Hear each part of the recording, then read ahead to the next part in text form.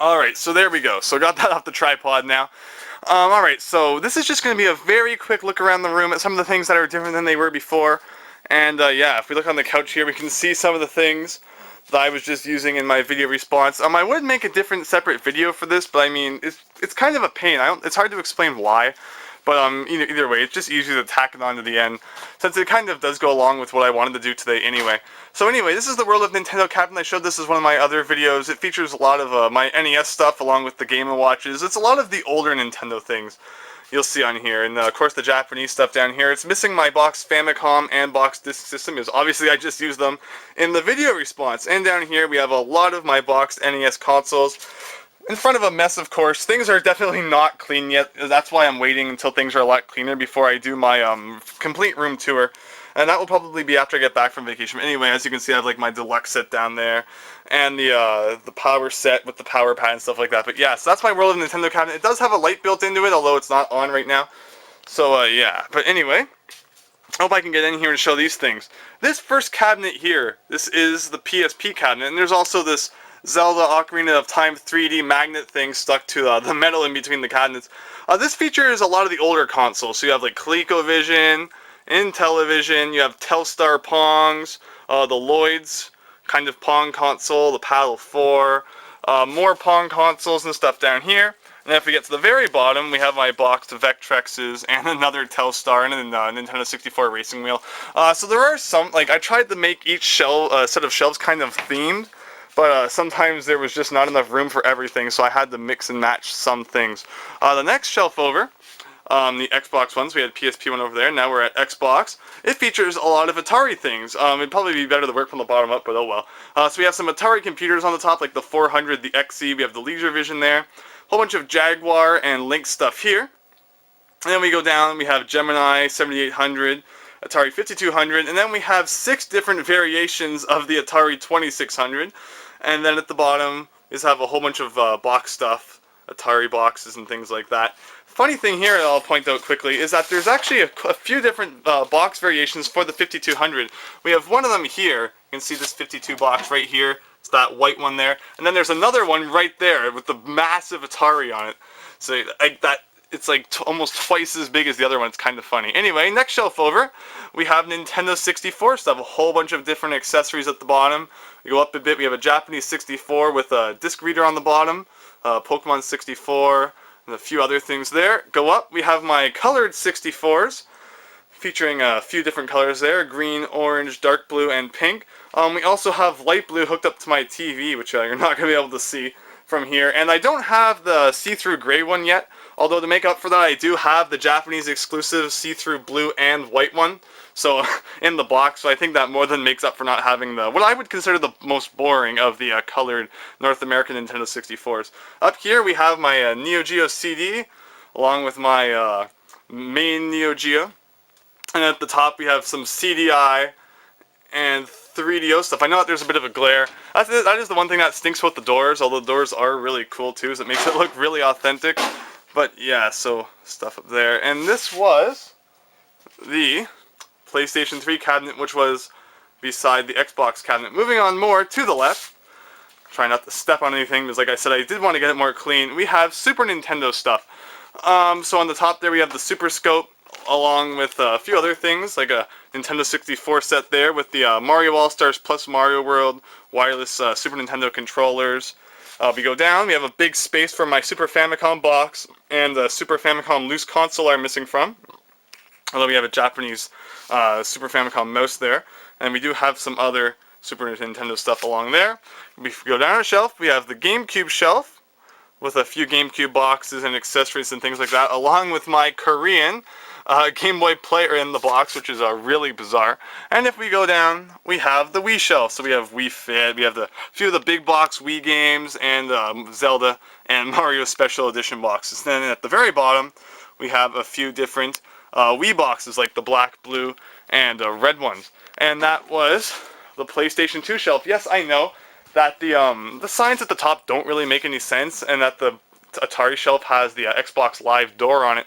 Originally I had different plans for where things were going to go, but unfortunately I changed my mind partway through, and it's really hard to change the doors while there's shelves in there and stuff, so the signs can be easily changed if I want to at some point. Nothing's final, of course, but the doors are a very big pain to change, and they probably, that Xbox One probably won't be changed for a very long time, if ever.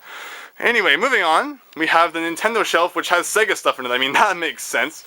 At the very bottom, if we move this out of the way, which I was using for my video response, we have some random Sega boxes at the bottom, like Dreamcast, Saturn, Japanese Dance Dance Revolution for Dreamcast. Next shelf up, we have Game Gear and Master System, right there. Next shelf up from that, we have Saturn. I know there's still a bit of a glare, I apologize for that. Of course, the full room tour will be a lot nicer. Next shelf up, we have my massive Saturn arcade stick, along with some boxed Dreamcast keyboards and memory cards. One more shelf up, we have Dreamcast. That's a Japanese Dreamcast box, along with some other stuff. There's the Japanese, there's the North American Black Dreamcast Sports Edition. And one more shelf up, we have, I will open this, because the top shelf seem to have the most glare, unfortunately. We have Genesis, so we have some Genesis arcade sticks, 32X, the Nomad, the CD, and the Genesis 3 box there, along with some accessories and stuff up there. We move back one more time, and we look at the bottom. We have a Halo 3 set. The funniest part is I don't even have a 360 to play that. We have some PC Engine joysticks down there, 3DO box, Turbo Duo box. Up another shelf, we kind of have an Xbox / PlayStation shelf where we have my Blue Special Edition Xbox, a massive hard case for carrying an Xbox in, Virtual Boy box, Sega CD Lethal Enforcers box.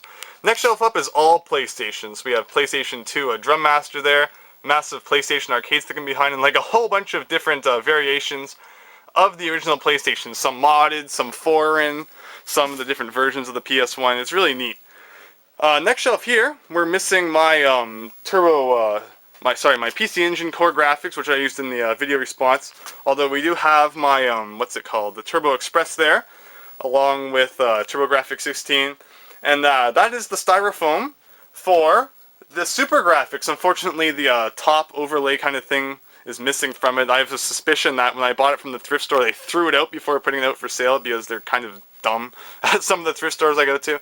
And a few other things back there. And on the very top shelf here, we have my loose Vectrex.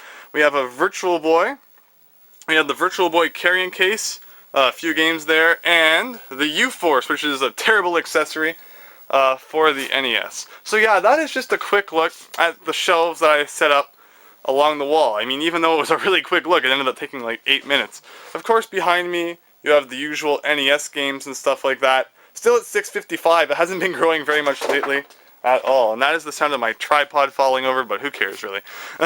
On this shelf here, it's a bit changed. We have the Miracle piano for the NES at the top, and a few other things have been changed, although not much. It's still a really massive mess at the bottom there. If we go out here, we have this room hasn't changed much. Still have all my Super Nintendo games, Nintendo Power. Although instead of Nintendo 64 games being here, we now have my Intellivision box games beside my Neo Geo games. And if we go out here, we have two shelves that everyone should have seen in another video. And those are my PlayStation shelf, which features my PlayStation games. The Final Fantasy Special Edition set of my Wonder Swan Color was not in there last time, although that is in there now. And it also has some boxed consoles and stuff like that at the bottom. If we turn to the left here, something that was not here last time is my new PSP display stand, and it still has a PSP on it. That was featured at the store, although unfortunately it's pretty beat up. As you can see, it has a scratch on the screen there. It's missing the R button, and of course is missing the easily broken thumbstick, although it's still really neat to have been able to pick this up. And in the bottom there's just a few PSP games and accessories and things like that.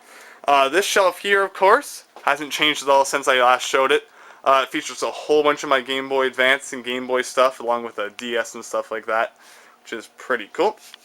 And to the left here, the last thing I'm going to show is one more World of Nintendo cabinet, and it features all of my GameCube games and Wii games, some other Nintendo stuff. It's pretty much just leaving room for my Wii and GameCube games to expand. The shelf's kind of just like filler for now. Features all of my boxed Nintendo 64 games, along with all of my loose Nintendo 64 games, which are no longer stuck on the floor, which is awesome, because I hated having them down there. So it's great to finally have them somewhere where they can be seen and easily taken from, like, to play, not when people come over and steal them. I hope not. Anyway, so yeah, more accessories down there, and at the very bottom, we have some more random things along with a lot of my tabletop arcade units. But yeah, so basically it's been a lot of work organizing these things nicely, moving things around. But yeah, it's all paying off. Unfortunately, there's still a really big mess to clean up. But yeah, so I plan to get all that done before actually doing a nice, what's it called, room tour. But yeah, hopefully that was just a quick thing to show everyone what things look like. And hope it's okay with tacking that on to the end of the video response. But yeah, I think that's all that today's video is going to be about. So thanks for watching. Hope you enjoyed. And I hope to see you next time for something different. So thanks, and see you then.